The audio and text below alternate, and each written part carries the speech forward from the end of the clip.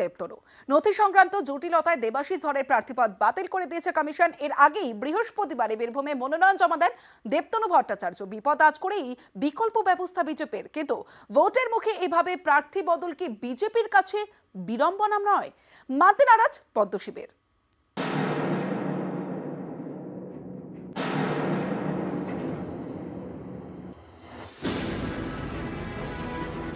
ছিলেন কোচবিহারের police super. ২১-এর বিধানসভা ভোটে কোচবিহারের শীতলকুচিতে গুলিতে ৫ জন প্রাণ হারান। সেই সময় এসপি ছিলেন দেবাশিস ধর। তাকেই এবার বীরভূমে প্রার্থী করে বিজেপি। এ নিয়ে প্রথম থেকেই তৃণমূল সুর চড়ায়। সেই দেবাশিস ধরের এবার প্রার্থীপদ বাতিল করে দিল নির্বাচন কমিশন। নথি সংক্রান্ত জটিলতায় দেবাশিসের প্রার্থীপদ বাতিল। একে চ্যালেঞ্জ করে হাইকোর্টের দ্বারস্থ হয়েছেন দেবাশিস ধর। নো ডিউ সার্টিফিকেট যেটা ওনারা সেই ইস্যুটা রেজ করেছে, ওটা না হলে নাকি টেকনিক্যাল ফল্টের জন্য ওটা বাতিল করা হবে। আদালতের দ্বারস্থ হব, মাননীয় আদালত আমায় উচ্চ আদালত নির্দেশ দেয় আমি প্রার্থী হিসাবে দাঁড়াবো, না হলে সেক্ষেত্রে অন্য কেউ প্রার্থী হবে, প্রচারের মতো চলবে।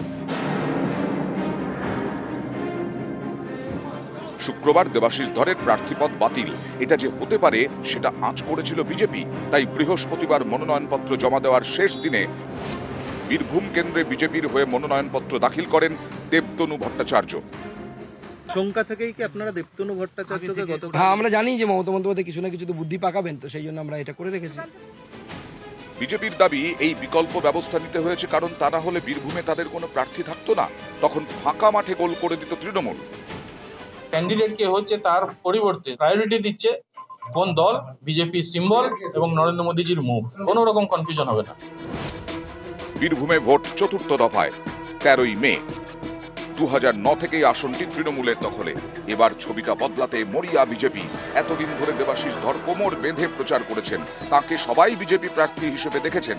হঠাৎ ভোটের আগে প্রার্থী বদল, এতে ভোটারদের কাছে ভুল বার্তা যেতে পারে, যা বিজেপির কাছে বিড়ম্বনা।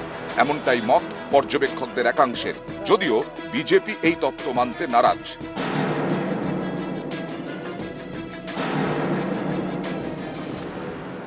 আমরা কোর্টেও যাব এবং আমাদের ডামি ক্যান্ডিডেটও তৈরি আছে, যেটা হবে আমরা সেদিকে অসুবিধা নেই। আমাদের ভোট তো আমাদের পদ্মফুল হয়, যে নির্বাচন কমিশনের রুলস আছে সেই রুলস অনুসারে আমরা কোর্টের কাছে বলবো। এর আগে হয়েছে এরকম ঘটনা, ইনস্ট্যান্সেস আছে।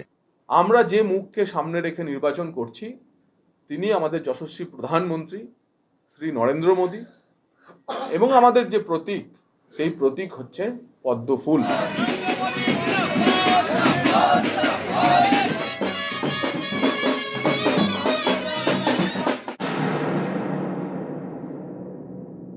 বিরোধী হলেও আমার খারাপ লাগছে, কারণ একটা মানুষ যখন প্রার্থী হয় তার একটা মেন্টাল প্রিপারেশন থাকে, সে লড়বে।